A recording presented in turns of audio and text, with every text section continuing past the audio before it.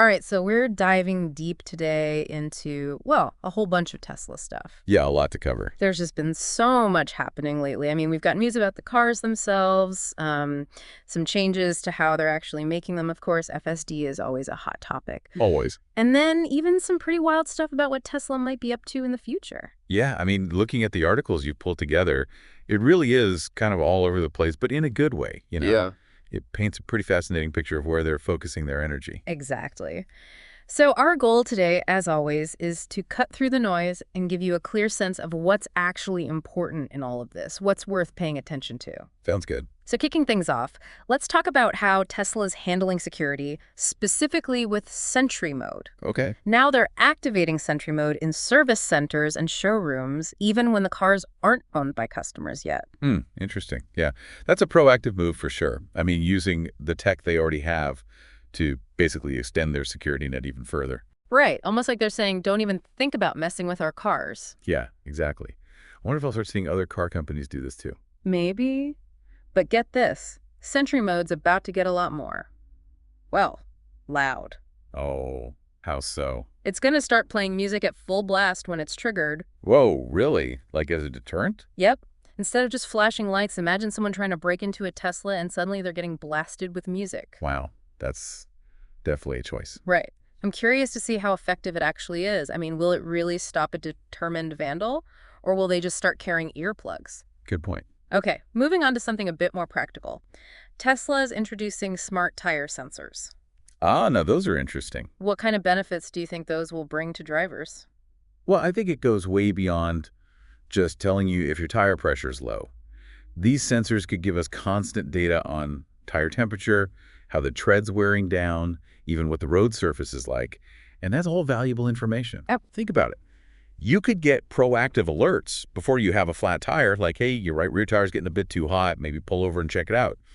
You could adjust tire pressure on the fly to optimize for efficiency or grip, depending on the condition. Ah, that makes sense. It's all about giving you more control. Exactly. And who knows, maybe this kind of data could even feed into FSD algorithms in the future, help the car make better decisions based on how much grip it has. Interesting point. So data is key here. Absolutely. Now, for a more visible update, the new Model Y's got those adaptive headlights. Oh, yeah, those are nice. And it sounds like they'll be coming to other models soon, too. Can you explain what those are and why people should be excited about them? Sure. Adaptive headlights basically adjust the beam based on your speed, the curve of the road, and whether there are other cars around. So you get the best possible lighting without blinding anyone. So they kind of see the road ahead. In a way, yeah. They make driving at night a lot safer and more comfortable. Definitely a big plus for safety and just overall driving experience. For sure.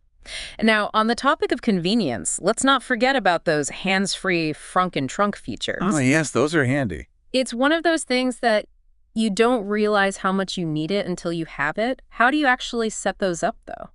It's usually pretty straightforward. You just go into the car's settings, and there should be an option for hands-free access. Then you can tweak the sensitivity and stuff. But the basics are, for the trunk, you just kind of kick under the rear bumper, and for the frunk, it's a similar motion near the front. So you don't need to fumble for your keys or anything. Exactly. It's great when you've got your hands full with groceries or luggage. Totally agree. Now let's talk power share. Tesla's teasing an update to this feature. That's interesting.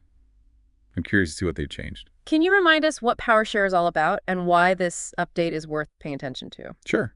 PowerShare basically lets you use your Tesla's battery to power other things, like tools, appliances, even your house if the power goes out, depending on how it's set up. So it's like a giant portable battery. Exactly.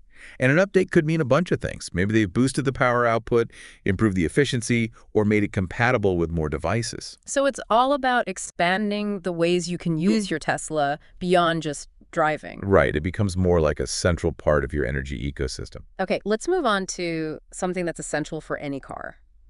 Navigation maps. Yeah. What's included in Tesla's navigation system, and how do they make sure you're always using the latest maps? Well, their navigation system is really integrated into the car. You get real-time traffic updates, intelligent routing that can even factor in supercharger locations if you're on a road trip, and the interface is very user-friendly. And the updates. Right. Those are all over the air, so you don't have to do anything. The car just downloads the latest maps and points of interest whenever they're available. It's such a better experience than those old GPS units. Oh, yeah. No more fiddling with SD cards or anything like that. Exactly. Okay, let's steer into the world of FSD. There's a new video making the rounds that puts FSD V13 to the test with what they're calling a Wile E Coyote wall. Ah, yes, I saw that. Paint us a picture. What happened in the video and how did the car handle it? Well, basically, they painted an illusion of a wall on the road, like something you'd see in a cartoon. And the Tesla, running FSD V13, approaches it. It recognizes that it's not a real wall and just keeps driving. No problem. So it passed the visual test, at least. It seems so, yeah. Now, there's another analysis that takes a closer look at Tesla's Autopilot in the context of this Wile E Coyote wall scenario. Okay. What are the key discussion points in that analysis? It's mostly about the differences between Autopilot and FSD. Autopilot's great for highway driving, things like lane keeping and adaptive cruise control, but it's not designed for these tricky situations. FSD aims for a higher level of autonomy in all kinds of environments, but it's still under development. So basically, Autopilot shouldn't be expected to handle things like that painted wall. Right. It needs a human driver to pay attention and take over, if necessary. That distinction is important for setting realistic expectations. Absolutely. Speaking of FSD rollout, Tesla's starting to give its employees in China access to HW3 support for FSD. That's a big step. What implications does that have for the wider FSD rollout, do you think? Well, it shows they're serious about bringing FSD to China, which is a huge market with its own unique driving conditions. Right, the roads and traffic there can be very different. Exactly. So by letting employees test it out first, they can gather a lot of valuable data before releasing it to the public. And that data will help them refine the system for China and maybe even globally. Potentially, yeah. If they can get it to work well in China, it could mean a more robust SSD everywhere. So the complexity of China's driving environment actually works to their advantage in a way. It could, yeah. It's like a giant real-world testing ground. Interesting. Now let's talk about some specific Cybertruck updates. The next FSD update for the Cybertruck is supposed to include Start FSD from Park and better controller functionality. Ooh, those are good additions. Break down what those features actually do. Sure. Start FSD from Park basically means you can activate an FSD navigation route without having to put the car in drive first. So you just tell it where you want to go, and it'll take care of everything. It makes the whole experience more seamless. Exactly. And the improved controller functionality is likely about making it easier to interact with FSD while it's engaged. Clearer controls, better visual feedback, things like that. So they're making it more user-friendly. Right. It's all about improving the overall experience. Okay, let's shift gears and talk about manufacturing and design. Right. The new Model Y is sporting a Super Manifold V2, but they're not putting it in every car yet. What is this Super Manifold and why the staggered rollout? Well, it's probably a key part of the Model Y's thermal management system. Think of it like this. It combines the cooling and heating functions for various components, like the battery, the cabin, the power electronics, into one efficient unit. So it's all about streamlining things. Right. And the phased rollout is probably just a way to be cautious. They might be gathering data to make sure it works perfectly before they make it standard across the board. It's a smart way to test new tech in the real world. Definitely. We've also heard that Tesla's gotten rid of the front casting and made some improvements to the rear casting in the new Model Y. That's interesting. What are the potential benefits of those changes? So getting rid of the front casting means they're probably using smaller parts to build the front structure. Right. This could make manufacturing easier and cheaper, even though it might involve more assembly steps. Okay. And improving the rear casting, which is already a large single piece, probably means making it even stronger and lighter. So it's all about optimizing for efficiency and performance. Exactly. They're always looking for ways to build better cars, and these changes are probably part of that. And this move towards a more modular front end might also be tied to their plans for Project E41, which aims for a massive cost reduction in the Model Y. Yeah, that makes sense. A modular design gives them more flexibility when it comes to choosing materials and components. Okay, speaking of Project E41, a new Model Y with a 20% lower price tag is supposedly coming out in 2026. That's huge. It is, yeah. That's a really ambitious target. What does this tell us about Tesla's future strategy? It shows that they're serious about making EVs more affordable. A price drop like that would make a big difference for a lot of people. It could really open up the EV market. Exactly. And it puts pressure on other car companies to lower their prices too. It could be a turning point for the industry. It could, yeah. It's like they're trying to make EVs the default option, not just a luxury. Now, let's talk about those CyberCab discussions that have been happening. Yeah, those are intriguing. First of all, what exactly are CyberCabs? They're basically autonomous taxis built on the Cybertruck platform. Imagine a fleet of self-driving Cybertrucks picking people up and taking them around. So Tesla's thinking beyond just selling cars to individuals. Right. They're looking at the bigger picture of transportation as a service. And what's the appeal of using Cybertrucks for this? Wow, they're durable, thanks to that stainless steel exoskeleton. And they're electric, which means lower operating costs compared to gas-powered vehicles. Plus, they're designed for autonomy, so they fit right into that vision of a self-driving future. It's a bold move. And while we're on the topic of Cybertruck, there's been some buzz about its crumple zones. Oh yeah, that's important. How does that stainless steel body affect safety? Well, the stainless steel makes it super strong, but they've also designed crumple zones into the structure. What are those? They're basically areas that are designed to collapse in a controlled way during a crash. This helps absorb the impact and protect the people inside. So even though the Cybertruck looks so different, they haven't compromised on safety. Exactly. They've just had to approach it in a new way because of the unique design. Let's talk about that design for a second. What was the inspiration behind the Cybertruck's look? It's very much inspired by science fiction. Elon Musk has said he was influenced by movies like Blade Runner. It definitely has that futuristic vibe. Yeah, the sharp angles, the flat surfaces, the exposed metal. It's a very deliberate departure from traditional car designs. It certainly made a splash when it was first revealed. Oh yeah, everyone was talking about it. Now, for those thinking about practicality, we're starting to get some details about the Cybertruck range extender battery. Ah, yes, that's a key piece of the puzzle. What can we expect in terms of size, range, and price? Well, it's supposed to be a separate battery pack that fits in the bed of the truck. It could add anywhere from 100 to 200 miles of range, maybe even more. That would address a lot of range anxiety for people who need to drive long distances. Exactly. It's all about making the Cybertruck a viable option for a wider range of people. Of course, the price will be a big factor. Any idea what that might be? It's hard to say for sure, but it's probably going to be a significant add-on cost. Maybe several $1,000s. Makes sense given the size and capacity of the battery. Yeah, it's not going to be cheap, but it's a crucial option for certain buyers. All right, let's switch gears again and talk about software updates. Okay. There have been a couple of Tesla app updates recently, versions 4.43.0 and 4.43.1. Anything major in those? Not really. It seems like they're mostly focused on bug fixes and performance improvements. So under the hood stuff? Yeah, the kind of updates that keep things running smoothly, but don't necessarily add any new features. Essential, but not always exciting. True, but they are important for a good user experience. Absolutely. Now, software update 2025.8.3 for the cars themselves had some notable changes, right? It did, yeah. They've updated the energy app.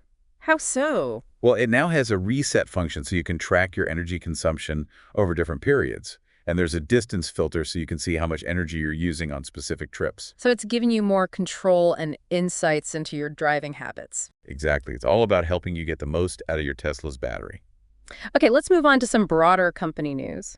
Tesla had a public all-hands meeting recently to recap Q1 2025. I heard about that. What were some of the key takeaways from that meeting? Well, they talked about the production ramp-up for the Cybertruck, which is always a hot topic. They also gave some updates on FSD development and testing, and they hinted at some exciting future products and technologies. So it was a chance to get a glimpse into what Tesla's been working on. Yeah, and to hear Elon Musk's vision for the company's future. Now, here's an interesting one. Tesla's apparently changing its pricing strategy in Australia. Hadn't heard that. They're moving away from those frequent price adjustments to a more stable pricing model. Interesting. Why do you think they're doing that? It could be a few things. Maybe they want to build more trust with customers who are getting frustrated with the constant price changes. That makes sense. Predictable pricing is generally a good thing. Right. It also might be a response to competition in the Australian market. Yeah, maybe they need to be more competitive on price to gain market share. Whatever the reason, it's a significant shift for Tesla. It is, yeah. It'll be interesting to see how it plays out. Okay, we know Tesla's working on a next-generation, more affordable model. The one everyone's been waiting for. What are the expectations for this car, and how could it impact the EV market? Well, the main thing is the price. They're aiming to make it significantly cheaper than their current models, which would open up EVs to a lot more people. It could really disrupt the industry. Yeah, if he can pull it off. It would put a lot of pressure on other car companies to lower their prices, too. And how are they planning to achieve such a low price point? It's probably a combination of things. Advances in battery technology, more efficient manufacturing processes, maybe a smaller, simpler design. It's a big challenge, but if anyone can do it, it's Tesla. True. They've got a track record of pushing boundaries. No, one of the articles mentioned backlash against Tesla. Ah, yes, there's always some controversy. Without taking sides, what are the main themes of this backlash? It seems to be a mix of things. Concerns about FSD safety, reports of quality issues with the cars, and just general negativity surrounding Elon Musk and the company's image. So it's coming from different angles. Yeah, and it's likely fueled by a combination of legitimate concerns and just general Tesla skepticism. Important to acknowledge those different perspectives. Definitely. All right, let's end on a really wild note. SpaceX wants to land on Mars by late 2026, and they might use Tesla's Optimus robot in the mission. No, that's ambitious. What are the implications of this, and what role could Optimus play? Well, landing humans on Mars would be a monumental achievement. And using Optimus, a humanoid robot, could be a game changer. In what way? It can perform tasks that are too dangerous or difficult for humans, like setting up habitats, conducting experiments, maybe even exploring areas that are inaccessible to us. So it's like a robotic pioneer? In a way, yeah. It highlights how Tesla's work in robotics could have a huge impact on space exploration. It's mind-blowing to think about. It really is. It's like something out of science fiction. And speaking of mind-blowing technology, what can we expect from Tesla's upcoming smart assistant, powered by Grok 3? Ah, that's going to be interesting. Grok 3 is a very powerful language model, so this assistant could be way more advanced than what we're used to. How so? It could understand complex requests, have more natural conversations, and maybe even learn your preferences and anticipate your needs. It sounds like it could really change how we interact with our cars. Yeah, it could be like having a truly intelligent co-pilot. Imagine asking your car for directions and getting a detailed explanation of the best route, factoring in traffic, weather, even charging stops if you're in an EV. It would be like having a personal assistant who knows everything about your car and your journey. Exactly. That's the potential of Grok 3. So we've covered a lot of ground today, from small updates to massive ambitions. Looking back, what stands out to you as the most significant development? For me, it's the combination of the cost reduction efforts for the Model Y and the potential of the Cybertruck platform. Those two things together could really accelerate the transition to sustainable transportation. I agree. It's all about making EVs more accessible and appealing to a wider range of people. Exactly. And Tesla's clearly pushing hard in those directions. It's an exciting time to be following this industry. And as you said earlier, there's so much happening, it's almost overwhelming. It is, yeah. You never know what they're going to come up with next. So, final question for you. What's the one thing you're most curious to see unfold in the coming months? And what do you think will be the biggest challenge for Tesla moving forward? That's a tough one. I'm really curious to see how the whole CyberCab thing plays out. Will they actually launch a robotaxi service? And if so, how will it be received? As for the biggest challenge, I think it's navigating the increasingly complex regulatory landscape, especially when it comes to FSD. That's a good point. Governments are still figuring out how to handle self-driving cars, and that could slow things down. It could, yeah.